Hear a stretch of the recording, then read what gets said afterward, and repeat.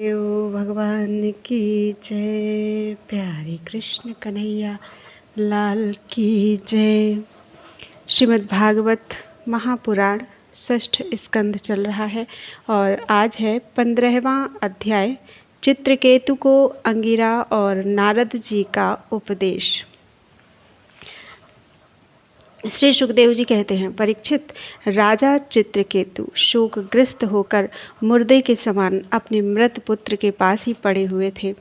अब महर्षि अंगिरा और देवर्षि नारद उन्हें सुंदर सुंदर उक्तियों से समझाने लगे।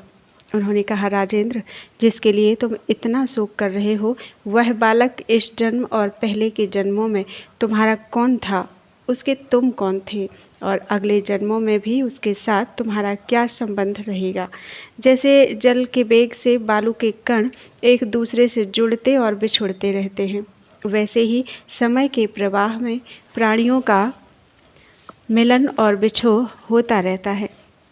राजन, जैसे कुछ बीजों से दूसरे बीज उत्पन्न होते हैं और नष्ट हो जाते हैं, वैसे ही भगवान की माया से प्रेरित होकर प्राणियों से अन्य प्राणी उत्पन्न होते हैं और नष्ट हो जाते हैं। राजन, हम, तुम और हम लोगों के साथ इस जगत में जितने भी चराचर प्राणी वर्तमान हैं, वे सब अपने जन्म के पहले नहीं थे और मृत्यु के पश्चात नहीं रहेंगे। इससे सिद्ध है कि इस समय भी उनका अस्तित्व नहीं है, क्योंकि सत्य वस्तु तो सब समय एक सी रहती है। भगवान ही समस्त प्राणियों के अधिपति हैं। उनमें जन्म मृत्यु आदि विकार बिल्कुल नहीं हैं। उन्हें ना किसी की इच्छा है और ना अपेक्षा। वे अपने आप परतंत्र प्राणियों की सृष्टि कर लेते हैं और उनके द्वारा अन्य प्राणियों की रचना, पालन तथा संहार करते हैं। ठीक वैसे ही जैसे बच्चे घर घरौंदे खेल खिलौने बना बना कर बिगाड़ते रहते हैं। परीक्षित, जैसे एक बीज से दूसरा बीज उत्पन्न होता है, वैसे ही पिता की देह द्वारा माता की देह से पुत्र की देह उत्पन्न होती है। पिता, माता और पुत्र जीव के रूप में देही हैं और बाह्य दृष्टि से केवल शरीर। उनमें देही जीव घट आदि कार्यों में पृथ्वी के समान नित्य है। राजन, जैसे एक ही मृत्तिका रूप वस्तु में घटत्व आदि जाति और घट आदि व्यक्तियों का विभाग केवल कल्पना मात्र है, उसी प्रकार यह देही और देह का विभाग भी अनादि और एवं अविद्या कल्पित है।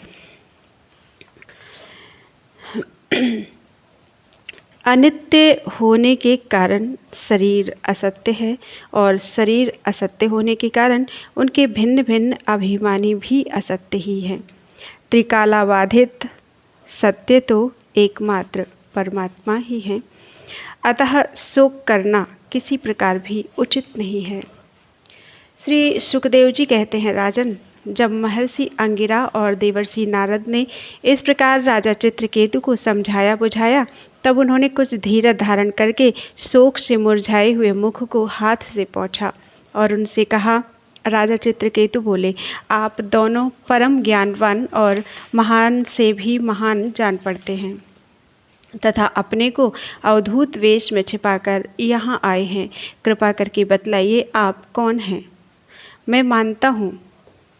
मैं जानता हूँ कि बहुत से भगवान के प्यारे ब्रह्मवेत्ता मेरे जैसे विषयासक्त प्राणियों को उपदेश करने के लिए उन्मत्त का सा वेश बनाकर पृथ्वी पर स्वच्छंद विचरण करते हैं।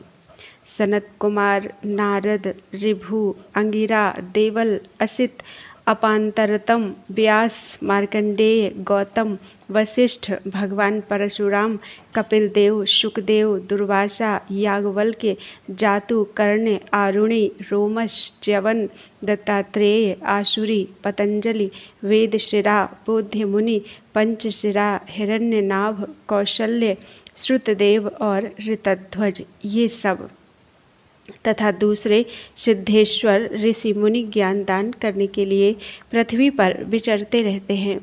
स्वामियों, मैं विषय भोगों में फंसा हुआ मूढ़ बुद्धि ग्राम्य पशु हूँ और अज्ञान के घोर अंधकार में डूब रहा हूँ।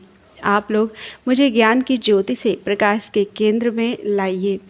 महर्षि अंगिरा ने कहा, राजन, जिस समय तुम पुत्र के लिए बहुत लालायित थे तब मैंने ही तुम्हें पुत्र दिया था। मैं अंगिरा हूँ। ये जो तुम्हारे सामने खड़े हैं स्वयं ब्रह्मा जी के पुत्र सर्वसमर्थ देवर्षि नारद हैं। जब हम लोगों ने देखा कि तुम पुत्र शोक के कारण बहुत ही घने अज्ञान अंधकार में डूब रहे हो, तब सोचा कि तुम भगवान के भक्त हो, शोक करने योग्य नहीं हो, अतः तुम पर अनुग्रह करने के लिए ही हम दोनों यहाँ आए हैं। राजन, सच्ची बात तो यह है कि जो भगवान और ब्राह्मणों का भक्त है उसे किसी अवस्था में शोक नहीं करना चाहिए। जिस समय पहले पहल मैं तुम्हारे घर आया था उसी समय मैं तुम्हें परम ज्ञान का उपदेश देता, परंतु मैंने देखा कि अभी तो तुम्हारे हृदय में पुत्र की उत्कट लालसा है, इसलिए उस समय तुम्हें ज्ञान न देकर मैंने पुत्र ही दिया। अब तुम स्वयं अनुभव कर रहे हो कि पुत्रवानों को कितना दुख होता है। यही बात स्त्री, घर, धन, विविध प्रकार के ऐश्वर्य, संपत्तियाँ, शब्द, रूप, रस आदि विषय, राज्य वैभव, पृथ्वी, राज्य, सेना, खजाना, सेवक, अमात्य, सगे संबंधी, इष्ट मित्र सबके लिए है, क्योंकि ये सब के सब अनित्य हैं। सूरसेन, अतएव ये सभी शोक, मोह, भय और दुख के कारण हैं। मन के खेल खिलौने हैं, सर्वथा कल्पित और मिथ्या है, क्योंकि ये ना होने पर भी दिखाई पड़ रहे हैं। यही कारण है कि ये एक क्षण देखने पर भी दूसरे क्षण लुप्त हो जाते हैं। ये गंधर्व नगर, स्वप्न, जादू और मनोरथ की वस्तुओं के समान सर्वथा असत्य हैं। जो लोग कर्म वासनाओं से प्रेरित होकर विषयों का चिंतन करते रहते हैं, उन्हीं का मन अनेक प्रकार के कर्मों की सृष्टि करता है। जीवात्मा का यह देह जो पंचभूत, ज्ञानेंद्रिय और कर्मेंद्रियों का संघात है, जीव को विविध प्रकार के क्लेश और संताप देने वाली कही जाती है। इसलिए तुम अपने मन को विषयों में भटकने से रोककर शांत करो, स्वस्थ करो और फिर मन के द्वारा अपने वास्तविक स्वरूप का विचार करो तथा इस द्वैत भ्रम में नित्यत्व की बुद्धि छोड़कर परम शांति स्वरूप परमात्मा में स्थित हो जाओ। देवर्षि नारद ने कहा, राजन, तुम एकाग्र चित्त से मुझसे यह मंत्रोपनिषद ग्रहण करो। इसे धारण करने से 7 रात में ही तुम्हें भगवान शंकरषण का दर्शन होगा। नरेंद्र, प्राचीन काल में भगवान शंकर आदि ने श्री शंकरषण देव के ही चरण कमलों का आश्रय लिया था। इससे उन्होंने द्वैत भ्रम का परित्याग कर दिया और उनकी उस महिमा को प्राप्त हुए जिससे बढ़कर तो कोई है ही नहीं, समान भी नहीं है। तुम भी बहुत शीघ्र ही भगवान के उसी परम पद को प्राप्त होगे। बोलो वृंदावन बिहारी लाल की जय। 16वां अध्याय, चित्रकेतु का वैराग्य तथा शंकरषण देव के दर्शन। श्री सुखदेव जी कहते हैं, परीक्षित, तदनंतर देवर्षि नारद ने मृत राजकुमार के जीवात्मा को शोकाकुल स्वजनों के सामने प्रत्यक्ष बुलाकर कहा। देवर्षि नारद ने कहा, जीवात्मन, तुम्हारा कल्याण हो। देखो, तुम्हारे माता पिता, सुहृद, संबंधी तुम्हारे वियोग से अत्यंत शोकाकुल हो रहे हैं। इसलिए तुम अपने शरीर में आ जाओ और शेष आयु अपने सगे संबंधियों के साथ ही रहकर व्यतीत करो।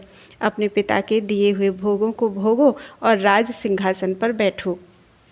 जीवात्मा ने कहा, देवर्षि जी, मैं अपने कर्मों के अनुसार देवता, मनुष्य, पशु, पक्षी आदि योनियों में न जाने कितने जन्मों से भटक रहा हूँ। उनमें से ये लोग किस जन्म में मेरे माता पिता हुए? विभिन्न जन्मों में सभी एक दूसरे के भाई, बंधु, नाती गोती, शत्रु मित्र, मध्यस्थ, उदासीन और द्वेषी होते रहते हैं। जैसे सुवर्ण आदि क्रय विक्रय की वस्तुएं एक व्यापारी से दूसरे के पास जाती आती रहती हैं, वैसे ही जीव भी भिन्न भिन्न योनियों में उत्पन्न होता रहता है। इस प्रकार विचार करने से पता लगता है कि मनुष्यों की अपेक्षा अधिक दिन ठहरने वाले सुवर्ण आदि पदार्थों का संबंध भी मनुष्य के साथ स्थायी नहीं है, क्षणिक ही होता है। और जब तक जिसका जिस वस्तु से संबंध रहता है तभी तक उसकी उस वस्तु से ममता भी रहती है। जीव नित्य और अहंकार रहित है। वह गर्भ में आकर जब तक जिस शरीर में रहता है तभी तक उस शरीर को अपना समझता है।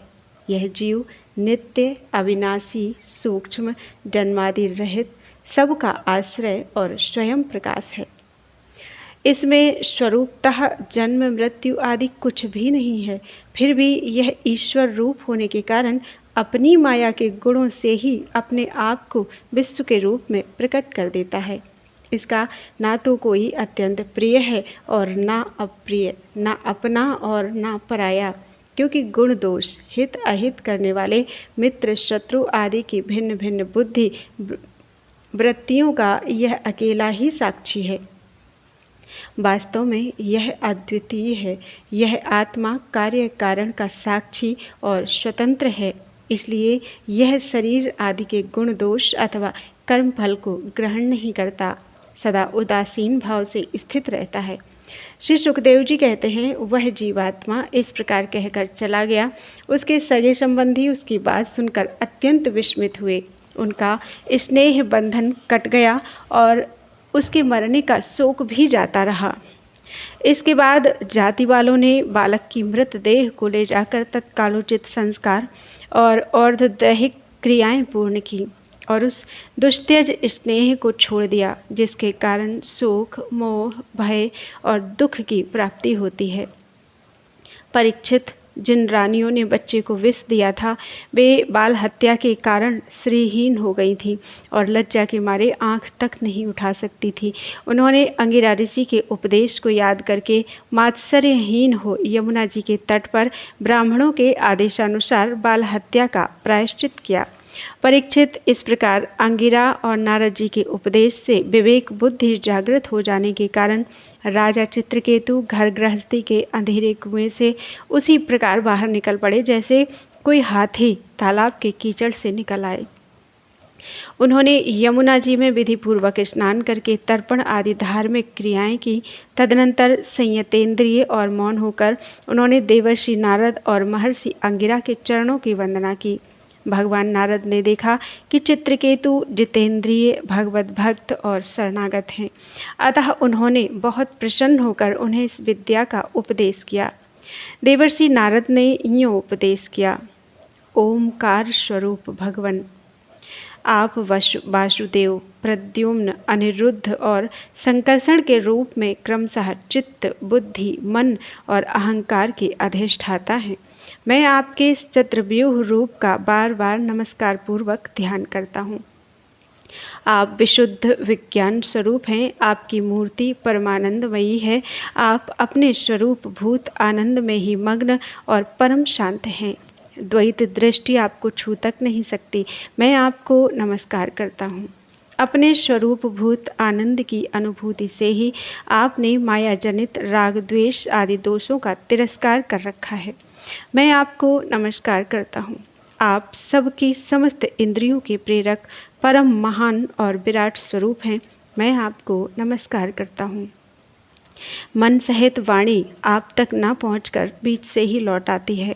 उसके उपरत हो जाने पर जो अद्वितीय नाम रूप रहित चेतन मात्र और कार्य कारण से परे की वस्तु रह जाती है, वह हमारी रक्षा करे। यह कार्य कारण रूप जगत जिनसे उत्पन्न होता है, जिनमें स्थित है और जिनमें लीन होता है, तथा जो मिट्टी की वस्तुओं में व्याप्त मृत्तिका के समान सब में ओतप्रोत हैं, उन परब्रह्म स्वरूप आपको मैं नमस्कार करता हूँ। यद्यपि आप आकाश के समान बाहर भीतर एक रस व्याप्त हैं, तथापि आपको मन, बुद्धि और ज्ञानेंद्रियां अपनी ज्ञान शक्ति से नहीं जान सकती और प्राण तथा कर्मेंद्रियां अपनी क्रिया रूप शक्ति से स्पर्श भी नहीं कर सकती। मैं आपको नमस्कार करता हूँ। शरीर, इंद्रिय, प्राण, मन और बुद्धि जागृत तथा स्वप्न अवस्थाओं में आपके चैतन्यांश से युक्त होकर ही अपना अपना काम करते हैं, तथा सुषुप्ति और मूर्छा की अवस्थाओं में आपके चैतन्यांश से युक्त न होने के कारण अपना अपना काम करने में असमर्थ हो जाते हैं। ठीक वैसे ही जैसे लोहा अग्नि से तप्त होने पर जला सकता है, अन्यथा नहीं। जिसे दृष्टा कहते हैं वह भी आपका ही एक नाम है। जागृत आदि अवस्थाओं में आप उसे स्वीकार कर लेते हैं। वास्तव में आपसे पृथक उनका कोई अस्तित्व नहीं है। ओमकार स्वरूप महाप्रभावशाली महाविभूतिपति भगवान महापुरुष को नमस्कार है। श्रेष्ठ भक्तों का समुदाय अपने कर कमलों की कलियों से आपके युगल चरण कमलों की सेवा में संलग्न रहता है। प्रभु, आप ही सर्वश्रेष्ठ हैं। मैं आपको बार बार नमस्कार करता हूँ। श्री सुखदेव जी कहते हैं, परीक्षित, देवर्षि नारद अपने शरणागत भक्त चित्रकेतु को इस विद्या का उपदेश करके महर्षि अंगिरा के साथ ब्रह्मलोक को चले गए। राजा चित्रकेतु ने देवर्षि नारद के द्वारा उपदिष्ट विद्या का उनके आज्ञानुसार 7 दिन तक केवल जल पीकर बड़ी एकाग्रता के साथ अनुष्ठान किया। तदनंतर उस विद्या के अनुष्ठान से 7 रात के पश्चात राजा चित्रकेतु को विद्याधरों का अखंड आधिपत्य प्राप्त हुआ। इसके बाद कुछ ही दिनों में इस विद्या के प्रभाव से उनका मन और भी शुद्ध हो गया। अब वे देवाधिदेव भगवान शेष जी के चरणों के समीप पहुंच गए। उन्होंने देखा कि भगवान शेष जी सिद्धेश्वरों के मंडल में विराजमान हैं। उनका शरीर कमलनाल के समान गौरवर्ण है। उस पर नीले रंग का वस्त्र फहरा रहा है। सिर पर किरीट, बाहों में बाजूबंद, कमर में करधनी और कलाई में कंगन आदि आभूषण चमक रहे हैं। नेत्र रत्नारे हैं और मुख पर प्रसन्नता छा रही है। भगवान शेष का दर्शन करते ही राजर्षि चित्रकेतु के सारे पाप नष्ट हो गए। उनका अंतःकरण स्वच्छ और निर्मल हो गया। हृदय में भक्ति भाव की बाढ़ सी आ गई। नेत्रों में प्रेम के आंसू छलक आए। शरीर का एक एक रोम खिल उठा। उन्होंने ऐसी ही स्थिति में आदि पुरुष भगवान शेष को नमस्कार किया। उनके नेत्रों से प्रेम के आंसू टप टप गिरते जा रहे थे। इससे भगवान शेष के चरण रखने की चौकी भीग गई। प्रेमोद्रेक के कारण उनके मुंह से एक अक्षर भी ना निकल सका। वे बहुत देर तक शेष भगवान की कुछ भी स्तुति ना कर सके। थोड़ी देर उन्हें बोलने की कुछ शक्ति प्राप्त हुई। उन्होंने विवेक बुद्धि से मन को समाहित किया और संपूर्ण इंद्रियों को बाह्य वृत्तियों को रोका। संपूर्ण इंद्रियों की बाह्य वृत्ति को रोका। फिर उन जगत गुरु की जिनके स्वरूप का 5 रात्र आदि भक्ति शास्त्रों में वर्णन किया गया है, इस प्रकार स्तुति की। चित्रकेतु ने कहा, अजित, जितेंद्रिय एवं समदर्शी साधुओं ने आपको जीत लिया है। आपने भी अपने सौंदर्य, माधुर्य, कारुण्य आदि गुणों से उनको अपने वश में कर लिया है। अहो, आप धन्य हो, क्योंकि जो निष्काम भाव से आपका भजन करते हैं, उन्हें आप करुणा परवश होकर अपने आप को भी दे डालते हैं। भगवान, जगत की उत्पत्ति, स्थिति और प्रलय आपके लीला विलास हैं। विश्व निर्माता ब्रह्मा आदि आपके अंश के भी अंश हैं। फिर भी वे पृथक पृथक अपने को जगत कर्ता मानकर झूठ मूठ एक दूसरे से स्पर्धा करते हैं। नन्हे से नन्हे परमाणु से लेकर बड़े से बड़े महत्तत्व पर्यंत संपूर्ण वस्तुओं के आदि, अंत और मध्य में आप ही विराजमान हैं तथा स्वयं आप आदि, अंत और मध्य से रहित हैं, क्योंकि किसी भी पदार्थ के आदि और अंत में जो वस्तु रहती है वही मध्य में भी रहती है। यह ब्रह्मांड कोश जो पृथ्वी आदि 1 से 1 10 गुने 7 आवरणों से घिरा हुआ है, अपने ही समान दूसरे करोड़ों ब्रह्मांडों के सहित आप में एक परमाणु के समान घूमता रहता है और फिर भी उसे आपकी सीमा का पता नहीं है। इसीलिए आप अनंत हैं। जो नर पशु केवल विषय भोग ही चाहते हैं, वे आपका भजन ना करके आपके विभूति स्वरूप इंद्रादि देवताओं की उपासना करते हैं। प्रभु, जैसे राजकुल का नाश होने के पश्चात उसके अनुयायियों की जीविका भी जाती रहती है, वैसे ही क्षुद्र उपास्य देवों का नाश होने पर उनके दिए हुए भोग भी नष्ट हो जाते हैं। परमात्मन, आप ज्ञान स्वरूप और निर्गुण हैं, इसलिए आपके प्रति की हुई सकाम भावना भी अन्यान्य कर्मों के समान जन्म मृत्यु रूप फल देने वाली नहीं होती। जैसे भुने हुए बीजों से अंकुर नहीं उगते, क्योंकि जीव को जो सुख दुख आदि द्वंद्व प्राप्त होते हैं वे सत्वादि गुणों से ही होते हैं, निर्गुण से नहीं। हे अजित, जिस समय आपने विशुद्ध भागवत धर्म का उपदेश किया था उसी समय आपने सबको जीत लिया, क्योंकि अपने पास कुछ भी संग्रह परिग्रह ना रखने वाले, किसी भी वस्तु में अहंता ममता ना करने वाले आत्मा राम सनकादि परमर्षि भी परम साम्य और मोक्ष प्राप्त करने के लिए उसी भागवत धर्म का आश्रय लेते हैं। वह भागवत धर्म इतना शुद्ध है कि उसमें सकाम धर्मों के समान मनुष्यों की वह विषम बुद्धि नहीं होती कि यह मैं हूँ, यह मेरा है, यह तू है और यह तेरा है। इसके विपरीत जिस धर्म के मूल में ही विषमता का बीज बो दिया जाता है वह तो अशुद्ध, नाशवान और अधर्म बहुल होता है। सकाम धर्म अपना और दूसरे का भी अहित करने वाला है। उससे अपना या पराया किसी का कोई भी प्रयोजन और हित सिद्ध नहीं होता। प्रत्युत सकाम धर्म से जब अनुष्ठान करने वाले का चित्त दुखता है तब आप रुष्ट होते हैं, और जब दूसरे का चित्त दुखता है तब वह धर्म नहीं रहता, अधर्म हो जाता है। भगवान, आपने जिस दृष्टि से भागवत धर्म का निरूपण किया है वह कभी परमार्थ से विचलित नहीं होती। इसलिए जो संत पुरुष चर अचर समस्त प्राणियों में समदृष्टि रखते हैं वे ही उसका सेवन करते हैं। भगवान, आपके दर्शन मात्र से ही मनुष्यों के सारे पाप क्षीण हो जाते हैं। यह कोई असंभव बात नहीं है।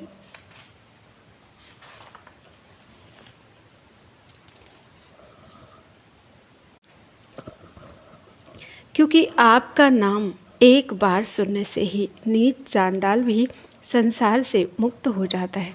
भगवान, इस समय आपके दर्शन मात्र से ही मेरे अंतःकरण का सारा मल धुल गया है। सो ठीक ही है, क्योंकि आपके अनन्य प्रेमी भक्त देवर्षि नारद जी ने जो कुछ कहा है वह मिथ्या कैसे हो सकता है।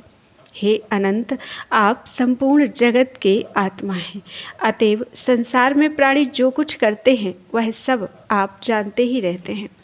इसलिए जैसे जुगनू सूर्य को प्रकाशित नहीं कर सकता, वैसे ही परम गुरु आपसे मैं क्या निवेदन करूं। भगवान, आपकी ही अध्यक्षता में सारे जगत की उत्पत्ति, स्थिति और प्रलय होते हैं। कुयोगी जन भेद दृष्टि के कारण आपका वास्तविक स्वरूप नहीं जान पाते। आपका स्वरूप वास्तव में अत्यंत शुद्ध है। मैं आपको नमस्कार करता हूँ। आपकी चेष्टा से शक्ति प्राप्त करके ही ब्रह्मा आदि लोकपाल गण चेष्टा करने में समर्थ होते हैं। आपकी दृष्टि से जीवित होकर ही ज्ञानेंद्रियाँ अपने अपने विषयों को ग्रहण करने में समर्थ होती हैं। यह भूमंडल आपके सिर पर सरसों के दाने के समान जान पड़ता है। मैं आप सहस्र श्रीसा भगवान को बार बार नमस्कार करता हूँ। श्री भगवान ने कहा, चित्रकेतु, देवर्षि नारद और महर्षि अंगिरा ने तुम्हें मेरे संबंध में जिस विद्या का उपदेश दिया है उससे और मेरे दर्शन से तुम भली भांति सिद्ध हो चुके हो। मैं ही समस्त प्राणियों के रूप में हूँ, मैं ही उनका आत्मा हूँ और मैं ही पालन करता भी हूँ। शब्द ब्रह्म, वेद और परब्रह्म दोनों ही मेरे सनातन रूप हैं। आत्मा कार्य कारणात्मक जगत में व्याप्त है और कार्य कारणात्मक जगत आत्मा में स्थित है, तथा इन दोनों में मैं अधिष्ठान रूप से व्याप्त हूँ और मुझ में ये दोनों कल्पित हैं। जैसे स्वप्न में सोया हुआ पुरुष स्वप्नांतर होने पर संपूर्ण जगत को अपने में ही देखता है और स्वप्नांतर टूट जाने पर स्वप्न में ही जागता है तथा अपने को संसार के एक कोने में स्थित देखता है, परंतु वास्तव में वह भी स्वप्न ही है। वैसे ही जीव की जागृत आदि अवस्थाएं परमेश्वर की ही माया हैं। यूँ जानकर सबके साक्षी मायातीत परमात्मा का ही स्मरण करना चाहिए। सोया हुआ पुरुष जिसकी सहायता से अपनी निद्रा और उसके अतीन्द्रिय सुख का अनुभव करता है, वह ब्रह्म मैं ही हूँ। उसे तुम अपनी आत्मा में समझो। पुरुष निद्रा और जागृति, इन दोनों अवस्थाओं का अनुभव करने वाला है। वह उन अवस्थाओं में अनुगत होने पर भी वास्तव में उनसे पृथक है। वह सब अवस्थाओं में रहने वाला अखंड एक रस ज्ञान ही ब्रह्म है। वही परब्रह्म है। जब जीव मेरे स्वरूप को भूल जाता है, तब वह अपने को अलग मान बैठता है। इसी से उसे संसार के चक्कर में पड़ना पड़ता है और जन्म पर जन्म तथा मृत्यु पर मृत्यु प्राप्त होती है। यह मनुष्य योनि ज्ञान और विज्ञान का मूल स्रोत है। जो इसे पाकर भी अपने आत्मस्वरूप परमात्मा को नहीं जान लेता, उसे कहीं किसी भी योनि में शांति नहीं मिल सकती। राजन, सांसारिक सुख के लिए जो चेष्टाएं की जाती हैं, उनमें श्रम है, क्लेश है, और जिस परम सुख के उद्देश्य से वे की जाती हैं, उसके ठीक विपरीत परम दुख देती हैं। किंतु कर्मों से निवृत्त हो जाने में किसी प्रकार का भय नहीं है। यह सोचकर बुद्धिमान पुरुष को चाहिए कि किसी प्रकार के कर्म अथवा उनके फलों का संकल्प ना करे। जगत के सभी स्त्री पुरुष इसलिए कर्म करते हैं कि उन्हें सुख मिले और उनके दुखों से पिंड छूटे, परंतु उन कर्मों से ना तो उनका दुख दूर होता है और ना उन्हें सुख की ही प्राप्ति होती है। जो मनुष्य अपने को बहुत बड़ा बुद्धिमान मानकर कर्मों के पचड़ों में पड़े हुए हैं, उनको विपरीत फल मिलता है। यह बात समझ लेनी चाहिए। साथ ही यह भी जान लेना चाहिए कि आत्मा का स्वरूप अत्यंत सूक्ष्म है।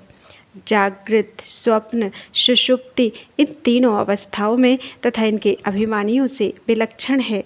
यह जानकर इस लोक में देखे और परलोक के सुने हुए विषय भोगों से विवेक बुद्धि के द्वारा अपना पिंड छुड़ा ले और ज्ञान तथा विज्ञान में ही संतुष्ट रहकर मेरा भक्त हो जाए। जो लोग योग मार्ग का तत्व समझने में निपुण हैं, उनको भली भांति समझ लेना चाहिए कि जीव का सबसे बड़ा स्वार्थ और परमार्थ केवल इतना ही है कि वह ब्रह्म और आत्मा की एकता का अनुभव कर ले।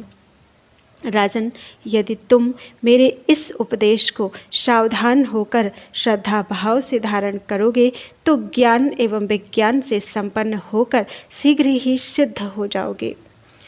श्री सुखदेव जी कहते हैं, राजन, जगत गुरु विश्वात्मा भगवान श्री हरि चित्रकेतु को इस प्रकार समझा बुझाकर उनके सामने ही वहाँ से अंतर्धान हो गए। बोलो वृंदावन बिहारी लाल की जय। 17वां अध्याय, चित्रकेतु को पार्वती जी का शाप। श्री सुखदेव जी कहते हैं, परीक्षित, विद्याधर चित्रकेतु जिस दिशा में भगवान शंकरषण अंतर्धान हुए थे, उसे नमस्कार करके आकाश मार्ग से स्वच्छंद विचरने लगे। महायोगी चित्रकेतु करोड़ों वर्षों तक सब प्रकार के संकल्पों को पूर्ण करने वाली सुमेरु पर्वत की घाटियों में विहार करते रहे। उनके शरीर का बल और इंद्रियों की शक्ति अक्षुण्ण रही।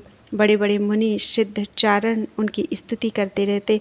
उनकी प्रेरणा से विद्याधरों की स्त्रियां उनके पास सर्वशक्तिमान भगवान के गुण और लीलाओं का गान करती रहती। एक दिन चित्रकेतु भगवान के दिए हुए तेजोमय विमान पर सवार होकर कहीं जा रहे थे। इसी समय उन्होंने देखा कि भगवान शंकर बड़े बड़े मुनियों की सभा में सिद्ध चारणों के बीच बैठे हुए हैं और साथ ही भगवती पार्वती को अपनी गोद में बैठाकर एक हाथ से उन्हें आलिंगन किए हुए हैं।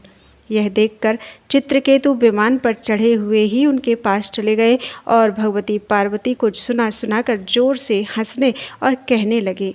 चित्रकेतु ने कहा, अहो, ये सारे जगत के धर्म शिक्षक और गुरुदेव हैं। ये समस्त प्राणियों में श्रेष्ठ हैं। इनकी यह दशा है कि भरी सभा में अपनी पत्नी को शरीर से चिपका कर बैठे हुए हैं। जटाधारी बहुत बड़े तपस्वी एवं ब्रह्मवादियों के सभापति होकर भी साधारण पुरुष के समान निर्लज्जता से गोद में स्त्री लेकर बैठे हैं। प्रायः साधारण पुरुष भी एकांत में ही स्त्रियों के साथ उठते बैठते हैं, परंतु ये इतने बड़े व्रतधारी होकर भी उसे भरी सभा में लिए बैठे हैं। श्री सुखदेव जी कहते हैं, परीक्षित, भगवान शंकर की बुद्धि अगाध है। चित्रकेतु का यह कटाक्ष सुनकर वे हंसने लगे और कुछ भी बोले नहीं। उस सभा में बैठे हुए उनके अनुयायी सदस्य भी चुप रहे। चित्रकेतु को भगवान शंकर का प्रभाव नहीं मालूम था, इसी से वे उनके लिए बहुत कुछ बुरा भला बक रहे थे। उन्हें इस बात का घमंड हो गया था कि मैं जितेंद्रिय हूँ। पार्वती जी ने उनकी यह धृष्टता देखकर क्रोध से कहा। पार्वती जी बोली, अहो, हम जैसे दुष्ट और निर्लज्जों का दंड के बल पर शासन एवं तिरस्कार करने वाला प्रभु इस संसार में यही है क्या? जान पड़ता है कि ब्रह्मा जी, भृगु, नारद आदि, उनके पुत्र सनकादि, परमर्षि कपिलदेव और मनु आदि बड़े बड़े महापुरुष धर्म का रहस्य नहीं जानते। तभी तो वे धर्म मर्यादा का उल्लंघन करने वाले भगवान शिव को इस काम से नहीं रोकते। ब्रह्मा आदि समस्त महापुरुष जिनके चरण कमलों का ध्यान करते रहते हैं, उन्हीं मंगलों को मंगल बनाने वाले साक्षात जगत गुरु भगवान का और उनके अनुयायी महात्माओं का इस अधम क्षत्रिय ने तिरस्कार किया है और शासन करने की चेष्टा की है। इसलिए यह ढीठ सर्वथा दंड का पात्र है। उसे अपने बड़प्पन का घमंड है। यह मूर्ख भगवान श्रीहरि के उन चरण कमलों में रहने योग्य नहीं है जिनकी उपासना बड़े बड़े सत्पुरुष किया करते हैं। चित्रकेतु को संबोधन कर, अतः दुर्मते, तुम पापमय असुर योनि में जाओ। ऐसा होने से बेटा तुम फिर कभी किसी महापुरुष का अपराध नहीं कर सकोगे। श्री सुखदेव जी कहते हैं, परीक्षित, जब पार्वती जी ने इसी प्रकार चित्रकेतु को शाप दिया, तब वे विमान से उतर पड़े और सिर झुकाकर उन्हें प्रसन्न करने लगे। चित्रकेतु ने कहा, माता पार्वती जी, मैं बड़ी प्रसन्नता से अपने दोनों हाथ जोड़कर आपका शाप स्वीकार करता हूँ, क्योंकि देवता लोग मनुष्यों के लिए जो कुछ कह देते हैं वह उनके प्रारब्धानुसार मिलने वाले फल की पूर्व सूचना मात्र होती है। देवी, यह जीव अज्ञान से मोहित हो रहा है और इसी कारण इस संसार चक्र में भटकता रहता है तथा सदा सर्वदा सर्वत्र सुख और दुख भोगता रहता है। माताजी, सुख और दुख को देने वाला ना तो अपना आत्मा है और ना कोई दूसरा। जो अज्ञानी हैं वे ही अपने को अथवा दूसरे को सुख दुख का कर्ता माना करते हैं। यह जगत सत्व रज आदि गुणों का स्वाभाविक प्रवाह है। इसमें क्या शाप, क्या अनुग्रह, क्या स्वर्ग, क्या नरक और क्या सुख, क्या दुख। एकमात्र परिपूर्णतम भगवान ही बिना किसी की सहायता के अपनी आत्मस्वरूपिणी माया के द्वारा समस्त प्राणियों की तथा उनके बंधन, मोक्ष और सुख दुख की रचना करते हैं। माताजी, भगवान श्रीहरि सब में सम और माया आदि मल से रहित हैं। उनका कोई प्रिय अप्रिय, जाति बंधु, अपना पराया नहीं है। जब उनका सुख में राग ही नहीं है, तब उनमें रागजन्य क्रोध तो हो ही कैसे सकता है। तथापि उनकी माया शक्ति के कार्य पाप और पुण्य ही प्राणियों के सुख दुख, हित अहित, बंध मोक्ष, मृत्यु जन्म और आवागमन के कारण बनते हैं। पति प्राणा देवी, मैं शाप से मुक्त होने के लिए आपको प्रसन्न नहीं कर रहा हूँ। मैं तो यह चाहता हूँ कि आपको मेरी जो बात अनुचित प्रतीत हुई हो उसके लिए क्षमा करें। श्री सुखदेव जी कहते हैं, परीक्षित, विद्याधर चित्रकेतु भगवान शंकर और पार्वती जी को इस प्रकार प्रसन्न करके उनके सामने ही विमान पर सवार होकर वहाँ से चले गए। इससे उन लोगों को बड़ा विस्मय हुआ।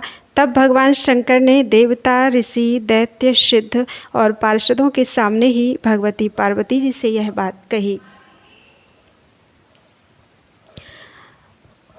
भगवान शंकर ने कहा, सुंदरी, दिव्य लीला बिहारी भगवान के निष्प्रह और उदार हृदय दासानुदासों की महिमा तुमने अपनी आंखों देख ली।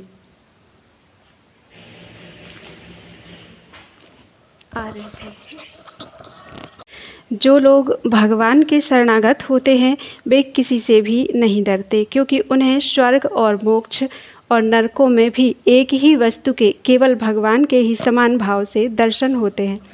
जीवों को भगवान की लीला से ही देह का संयोग होने के कारण सुख दुख, जन्म मरण और शाप, अनुग्रह आदि द्वंद्व प्राप्त होते हैं। जैसे स्वप्न में भेद भ्रम से सुख दुख आदि की प्रतीति होती है और जागृत अवस्था में भ्रमवश माला में ही सर्प बुद्धि हो जाती है, वैसे ही मनुष्य अज्ञानवश आत्मा में देवता, मनुष्य आदि का भेद तथा गुण दोष आदि की कल्पना कर लेता है। जिनके पास ज्ञान और वैराग्य का बल है और जो भगवान वासुदेव के चरणों में भक्ति भाव रखते हैं, उनके लिए इस जगत में ऐसी कोई भी वस्तु नहीं है जिसे वे हेय या उपादेय समझकर राग द्वेष करें। मैं, ब्रह्मा जी, सनकादि, नारद, ब्रह्मा जी के पुत्र, भृगु आदि मुनि और बड़े बड़े देवता कोई भी भगवान की लीला का रहस्य नहीं जान पाते। ऐसी अवस्था में जो उनके नन्हे से नन्हे अंश हैं और अपने को उनसे अलग ईश्वर मान बैठे हैं, वे उनके स्वरूप को जान ही कैसे सकते हैं। भगवान को ना कोई प्रिय है और ना अप्रिय, उनका ना कोई अपना है और ना पराया। वे सभी प्राणियों के आत्मा हैं, इसलिए सभी प्राणियों के प्रियतम हैं। प्रिय यह परम भाग्यवान चित्रकेतु उन्हीं का प्रिय अनुचर, शांत एवं समदर्शी है और मैं भी भगवान श्री हरि का ही प्रिय हूँ। इसलिए तुम्हें भगवान के प्यारे भक्त, शांत, समदर्शी महात्मा पुरुषों के संबंध में किसी प्रकार का आश्चर्य नहीं करना चाहिए। श्री सुखदेव जी कहते हैं, परीक्षित, भगवान शंकर का यह भाषण सुनकर भगवती पार्वती की चित्तवृत्ति शांत हो गई और उनका विस्मय जाता रहा। भगवान के परम प्रेमी भक्त चित्रकेतु भी भगवती पार्वती को बदले में शाप दे सकते थे, परंतु उन्होंने उन्हें शाप ना देकर उनका शाप सिर चढ़ा लिया। यही साधु पुरुष का लक्षण है। यही विद्याधर चित्रकेतु दानव योनि का आश्रय लेकर त्वष्टा के दक्षिणाग्नि से पैदा हुए। वहाँ इनका नाम वृत्तासुर हुआ और वहाँ भी ये भगवत स्वरूप के ज्ञान एवं भक्ति से परिपूर्ण ही रहे। तुमने मुझसे जो पूछा था कि वृत्तासुर का दैत्य योनि में जन्म क्यों हुआ और उसे भगवान की ऐसी भक्ति कैसे प्राप्त हुई, उसका पूरा विवरण मैंने तुम्हें सुना दिया।